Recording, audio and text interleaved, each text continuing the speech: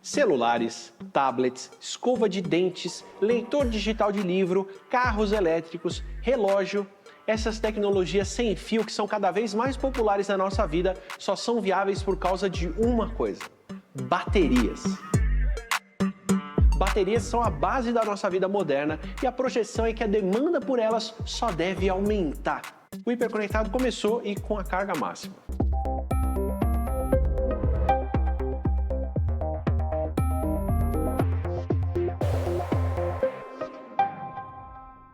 Seja bem-vinda, seja bem-vindo ao Hiperconectado. A história das baterias começa em 1780 com dois italianos tentando resolver uma disputa em torno de um sapo. Tipo, dois italianos entram num bar, sabe? Pode parecer uma introdução de piada, mas não é. Luigi Galvani estava estudando a perna de um sapo e, ao passar um artefato de metal por um dos nervos, a perna do animal morto reagiu.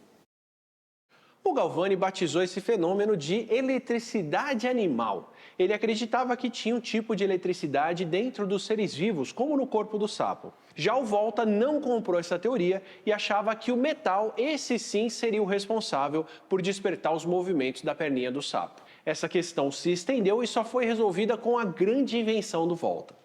A origem pilha começou com o Alessandro Volta, né, que montou várias plaquinhas de materiais diferentes, né? Cobre, zinco e no meio um material ácido, né, ou básico.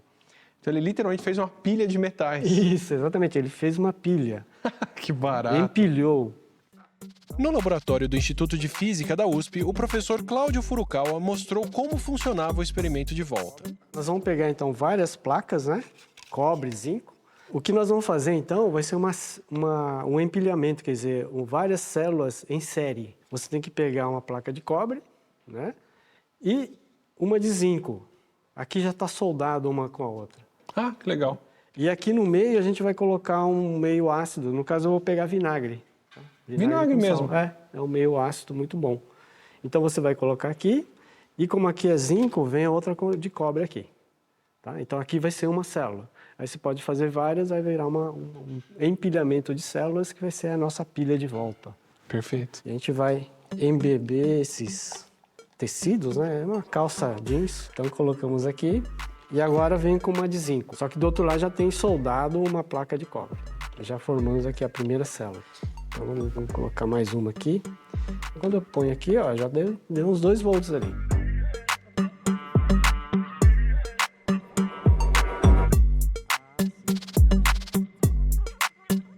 Agora posso ligar, por exemplo, um ventiladorzinho.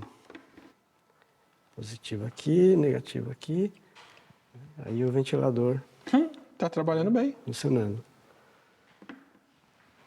Se você separa, né, ele acaba com a minha... O que acabamos de ver acontecer no experimento é chamado de oxirredução. O zinco oxidou, indicando a perda de elétrons. Esses elétrons percorreram o fio condutor até alcançarem a extremidade de cobre. Essa parte da reação é denominada redução. O fluxo de elétrons gerado entre essas duas substâncias é capaz de fornecer energia a uma lâmpada ou a qualquer objeto colocado nesse circuito, como um radinho. Tá na cultura. No passado era isso aí, mas hoje em dia a nossa pilha não tem nada a ver com empilhar placas, né? Então é uma coisa desse tipo. Agora o nome ficou, né? Então uma pilha como essa, unitária, na verdade a gente tem que chamar ele de célula. É uma célula isso aqui, né? Assim como se eu pegar uma plaquinha de cobre e uma de zinco e colocar no meio ácido ou meio básico, ou um meio que tenha bastante íons, ele vai ser uma célula, né? Então, se eu pegar uma placa de cobre e uma de zinco, espetar aqui na batata, por exemplo, que é um meio alcalino, né, ou no meio ácido, né, uma pilha ácida de limão, eu vou obter, então, uma força eletromotriz, né, por causa dessas duas placas. Mas quem está dando e ganhando elétrons aí? É a batata, é o limão ou são os metais que você vai espetar? São os metais, exatamente, né, a dissociação, né, A batata e o limão estão mais ali como o meio que O você meio usa para isso. exatamente. Mas podia ser, sei lá, água com sal. água com sal, isso. Vamos montar então agora, né, uma pequena célula, né, ver quantos volts ele pode gerar. Vamos pegar a primeira batata, então, né? Então, aqui é uma placa de cobre, né? Cobre puro, e aqui uma placa de zinco. Então, aqui eu tenho cobre e zinco e o meu básico, né? Que é a batata. Então, vamos ligar aqui o voltímetro. Ele está na escala de volts. Ele vai gerar uma força eletromotriz. Então, ligando aqui o negativo e aqui o positivo, nós vamos ver que ele vai dar mais ou menos 9,4 volts. Então, diminui aqui a escala. 0,9 volts. 0,952 volts. Quase 1 volt. Quase 1 volt. Desde o século XVIII, cientistas trabalham em cima do conceito da pilha voltaica para desenvolver baterias mais modernas. O volt, que é a unidade de medida da tensão elétrica, recebeu esse nome em homenagem ao Volta. Em 1836, John Frederick Daniell desenvolveu a célula de Daniell, uma bateria mais eficiente utilizada em redes de telégrafos, empregando zinco e cobre em soluções ácidas separadas por um diafragma poroso. 1859. Gaston Planté inventa a primeira bateria recarregável comercialmente viável, a bateria chumbo-ácido. 1896. São comercializadas as primeiras baterias secas de célula seca, conhecidas como zinco-carbono. Elas eram mais seguras e fáceis de utilizar. Na década de 1950, teve a popularização das baterias alcalinas de zinco-manganês, por causa da sua longa duração e a capacidade de manter uma corrente constante. Já na década de 1970, foram propostas as baterias de íons de lítio, que só foram viabilizadas comercialmente na década de 90. No início do século XXI, essas baterias de íon lítio ganharam destaque por sua alta densidade de energia e baixa taxa de autodescarga. Por isso, se tornaram amplamente usadas em dispositivos eletrônicos e veículos elétricos. Pela linha do tempo, a gente já viu como foram desenvolvidas as baterias de zinco, cobre, chumbo e carbono. Agora a gente vê na prática como elas funcionam e quais as diferenças entre elas. Nós temos aqui uma célula que compõe uma bateria de íon lítio. Essa célula tem um invólucro plástico que, quando é removido, expõe uma casca metálica. Essa casca metálica envolve, então, todo o material da célula que é enrolado no formato de um rocambole. Quando a gente desenrola esse rocambole, a gente pode ver o material catódico, que é uma folha de alumínio recoberta com um óxido à base de lítio, o separador, que é um plástico, e uma fina camada de cobre recoberta de grafite, que é um material anódico. Vamos olhar um pouquinho mais de perto esses componentes. Nós temos aqui já desenrolados, olha, a folha de cobre com o grafite e a folha de alumínio recoberta, então, com o óxido de lítio, que é o material ativo da bateria, além do separador, que fica entre esses dois componentes. As baterias de lítio, elas apresentam uma densidade energética superior quando comparada com as baterias tradicionais automotivas, como, por exemplo, as baterias de chumbo ácido. Tá? Densidade energética quer dizer que ela guarda mais energia no mesmo espaço. Ela consegue entregar mais energia pelo volume, tá? Então, a densidade energética ela é justamente o volume. Então, 1 kg de lítio eu consigo entregar muito mais energia, por exemplo, do que 1 kg de uma bateria de chumbo ácido ou uma bateria de níquel metal hidreto, por exemplo. As células de lítio, elas podem ser desenvolvidas, né, sendo do tipo prismática, que são células como, por exemplo, estas células aqui, tá?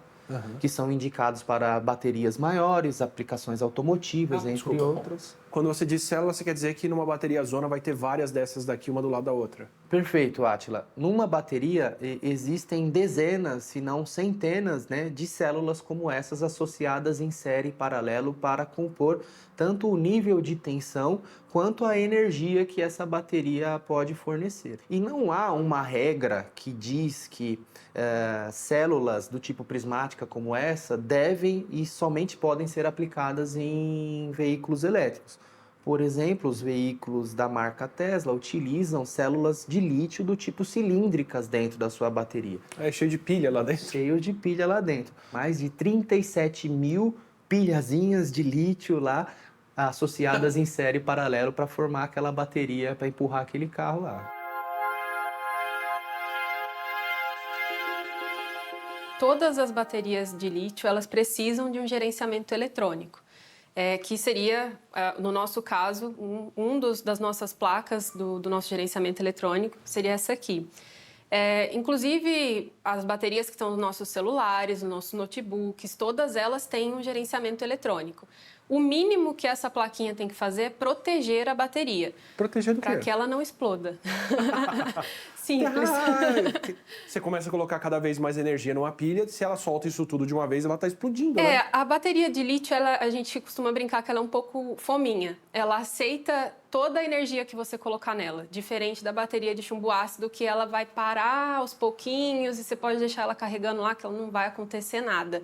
A bateria de lítio, se você colocar energia e deixar lá dias, ela vai aceitar até ela estufar e romper a sua capa, né, e entrar em contato com o ar, e o lítio em contato com o oxigênio inflamável. E aí a eletrônica entra para proteger contra a sobretensão, a sobrecorrente, sobretemperatura. Então, a gente tem uma faixa que eu posso trabalhar a bateria. Então, se passou de 3,65 volts, no caso das baterias de lítio ferro fosfato, eu tenho que abrir o circuito da minha eletrônica e não deixar mais passar energia para dentro dela.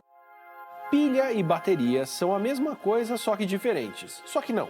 A pilha é mais simples e compacta, com uma única reação química gerando corrente elétrica. A bateria é mais complexa e ela é formada por várias células eletroquímicas combinadas que dão uma capacidade maior de armazenamento e fornecimento de energia.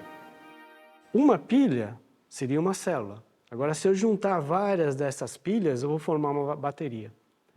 Então, por exemplo, nessas baterias de 9 volts, né, que nós temos em casa, nada mais é do que uma junção de pequenas células. É como se tivessem várias pilhas aqui dentro. Exatamente. Cada uma dessas aqui é uma célula de 1,5 volts. Você desmontou uma dessas que é uma pilha. Isso. Então você tem meia dúzia de 1,5 volt. É uma pilha de pilhas. Pilha de pilha, exatamente. Que nós chamamos de bateria. Você já deve ter ouvido falar ou visto que as baterias podem ficar inchadas. Isso acontece porque a degradação do eletrólito produz gases dentro da bateria. E para evitar que isso aconteça com a sua bateria, evite expor ela ao calor ou manter ela 100% carregada o tempo todo ou zerada por muito tempo. E evite quedas que possam danificá-la. Chegou a hora de recarregar as nossas baterias. Daqui a pouco a gente volta para falar sobre baterias de lítio, como elas estão revolucionando as tecnologias modernas e qual pode ser o seu impacto ambiental. O Hiperconectado já volta.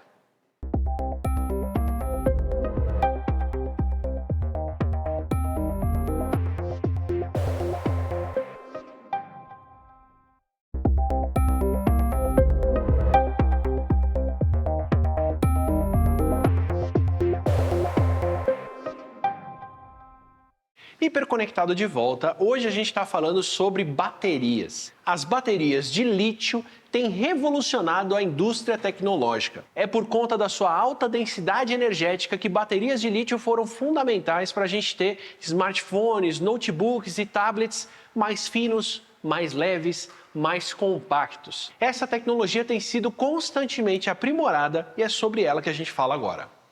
É interessante a gente pontuar que existem dezenas e centenas de eletroquímicas e químicas de lítio. Então, entre você falar que existe, que é uma bateria de lítio e você entender qual é essa eletroquímica, tem uma diferença e cada uma dessas eletroquímicas de lítio tem uma condição de uso diferente. Pode me dar os exemplos mais comuns ou mais importantes? Tem lítio-ar, por exemplo, é uma que mistura com oxigênio, é bem instável, mas ela tem uma densidade energética muito maior. Lítio-titanato é um outro tipo, são várias... Lítio polímero, lipo... É a do celular e a do notebook, são as polímeros de lítio. É uma química diferente também, ela é bem estável, mas se caso tem alguma perfuração ou algum acidente mecânico, ela é a que tem a menor segurança mecânica nela. Eu não tinha pensado nisso, mas o carro também tem que ter uma bateria pensada para quando ele colide, né? Exatamente, tem todo um sistema de proteção mecânica na bateria.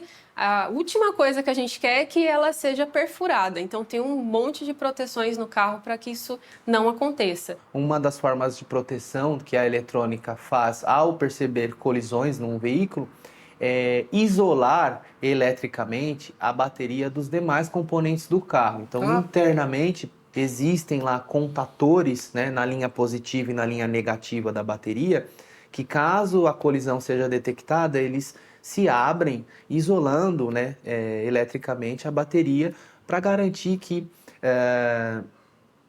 as consequências desse impacto não possam piorar em relação à colisão, né?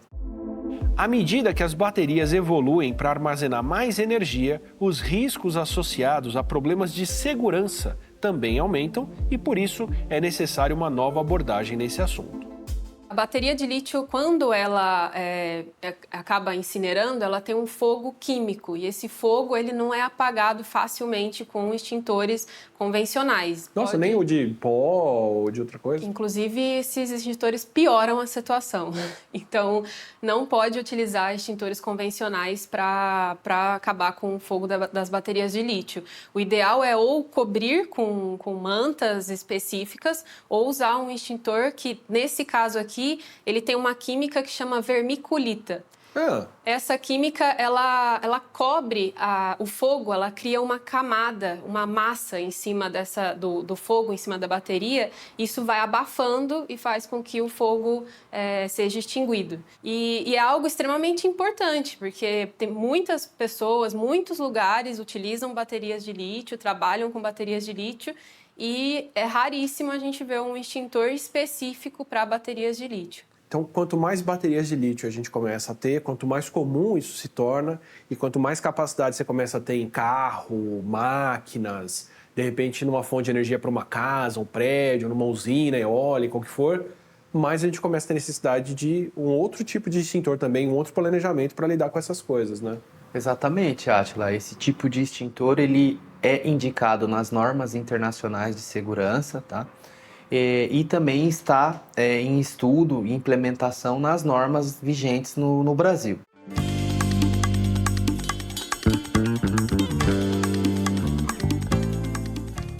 A exploração do lítio para a produção de baterias vai enfrentar grandes desafios pela frente, principalmente no campo geopolítico. Tensões políticas e disputas comerciais são algumas das possíveis consequências da corrida pelo lítio.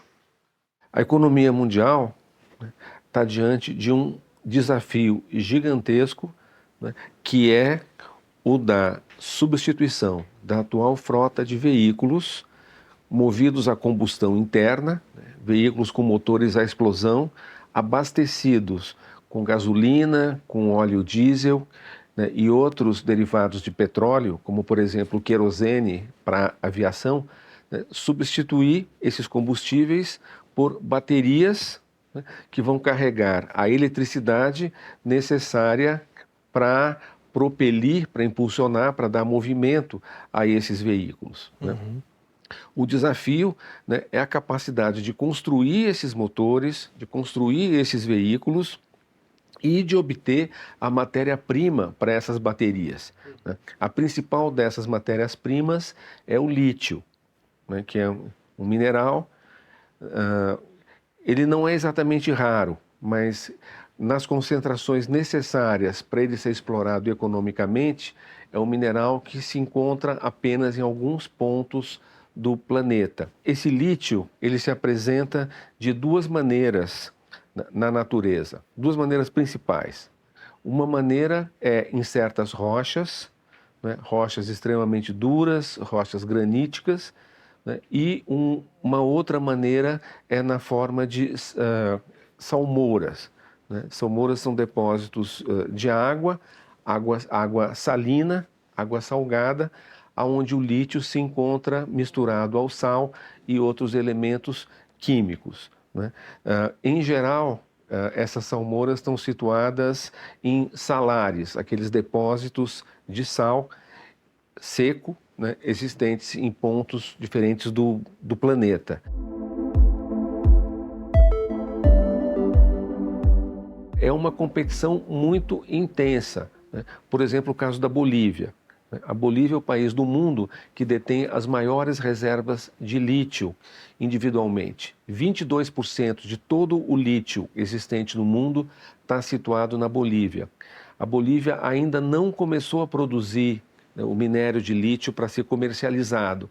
Ela está se preparando para isso, né? E agora, este ano de 2023, a Bolívia fechou 2 grandes contratos para a exploração do seu lítio, né? Um contrato com uma empresa da China, né, de 1 bilhão e 400 milhões de dólares, e um segundo contrato com um consórcio de, mais uma vez, uma empresa chinesa, outra empresa da China, em sociedade com uma empresa da Rússia. Então, os chineses e os russos vão controlar a maior parte do lítio que vai ser explorado na Bolívia. Então, quer dizer, é algo que é muito importante do ponto de vista do mundo dos negócios e é mais importante ainda do ponto de vista geopolítico. Até 2022, segundo a Agência de Recursos Minerais da Alemanha, foram extraídas 130 mil toneladas de lítio no mundo. Segundo essa mesma agência, de 2022 a 2030, essa quantidade extraída deve quadruplicar. Os maiores depósitos de lítio do mundo estão no que é chamado Triângulo do Lítio, na América do Sul: Bolívia, Argentina e Chile. Os depósitos ficam em lagos de água salgada subterrânea que são bombeados para a superfície, onde evaporam ao sol. A solução salina concentrada é então filtrada e o carbonato de lítio é extraído quimicamente. Esse processo é de baixa emissão de gases de efeito estufa. Mas nem por isso é um processo tranquilo ou seguro para o meio ambiente. Esse bombeamento de águas subterrâneas pode prejudicar os processos hídricos locais. Já na Austrália, que é a maior produtora de lítio da atualidade, o método de extração é ainda mais danoso. Os minérios são extraídos por perfuração e jateamento de granito, os grumos são processados em uma fábrica e o lítio é extraído dessas rochas através de processos químicos e metalúrgicos que demandam muita água e energia. As reservas de lítio que existem no Brasil passam por um processo de extração parecido. E o debate sobre os danos ambientais já começou, principalmente na região do Vale do Jequitinhonha, em Minas Gerais, onde estão as nossas maiores reservas desse minério. Tem havido um esforço da parte das empresas mineradoras transnacionais que se implantam na região e das próprias autoridades brasileiras, começando pelo governo de Minas Gerais, de apresentar esses projetos como sustentáveis, né, como inofensivos ao meio ambiente. Se fala, por exemplo, uma coisa que não existe, que é um lítio verde, que seria um lítio inofensivo ao meio ambiente. A gente precisa ter claro que não existe mineração verde, não existe mineração ecologicamente impecável, né? Existem, isto sim, grandes impactos ambientais que podem ser, em alguns casos, reduzidos, amainados. E a gente ainda tem que levar em conta todo o impacto ambiental desse descarte massivo de baterias usadas. No Brasil, existe a Lei 12.305 de 2010, a Política Nacional de Resíduos Sólidos, ou PNRS, e a partir de alguns decretos foram promulgadas a responsabilidade compartilhada durante o ciclo de vida de alguns produtos, incluindo as células de baterias ou pilhas, desde os seus fabricantes até mesmo usuários, para que haja a promoção da logística reversa e a implementação das estratégias de fim de vida adequadas por órgãos ou empresas ou organizações que possuem expertise, conhecimento e, obviamente, as certificações legais que a permitem para essas atividades. Então, o nosso papel enquanto cidadão é descartar as pilhas e baterias nos órgãos competentes. Então, os fabricantes estão instaurando postos ou ecopontos em todas as cidades ao longo do nosso país para a coleta seletiva e a logística reversa desses produtos. O futuro das baterias está muito atrelado aos supercapacitores, porque os supercapacitores são capazes de armazenar energia, ou seja, carregar e descarregar muito rapidamente. Já as baterias podem absorver mais energia, mas não são capazes de atender uma demanda de mudança de energia tão rápida. Esse daqui seria o supercapacitor, né? Certo. Ele é uma coisa híbrida, então ele combina a bateria junto com o capacitor. Então ele tem uma capacitância agora de 1 farad. 1 Faraday. É. Quer dizer, ele é 200 vezes, quase 1000 vezes mais do que esse aqui Isso. e 1 milhão de vezes mais do que aquele outro. Com esse tamanho. Com esse tamanho. Então, ele já usa nanotecnologia, né? Uma tecnologia agora de nanotubos, né? Bom, então, só para a gente ter uma comparação, né? A energia acumulada aqui e a energia acumulada ali. Eu já carreguei ele, né? Deixei os dois carregados. Só para comparar, né? Temos aqui um voltímetro e vamos ver a tensão, né? A voltagem em cada uma delas. Essa daqui, por exemplo, ela está com 4,23 volts. E essa outra também 4,24. Praticamente estão com a mesma voltagem, a mesma tensão. Só que a quantidade de cargas aqui é bem menor do que aqui. E como é que a gente vai ver isso? É usando um ventiladorzinho aqui. Legal. Então vamos ligar e conforme ela vai descarregando, né, a rotação vai diminuindo. Então está aqui o capacitor, 71 milifarad, e rapidamente a tensão vai caindo. A voltagem entre os Com esse terminais tamanho todo, já foi. já praticamente foi. Descarregou. Então agora vamos ver esse supercapacitor. Vamos colocar aqui os terminais.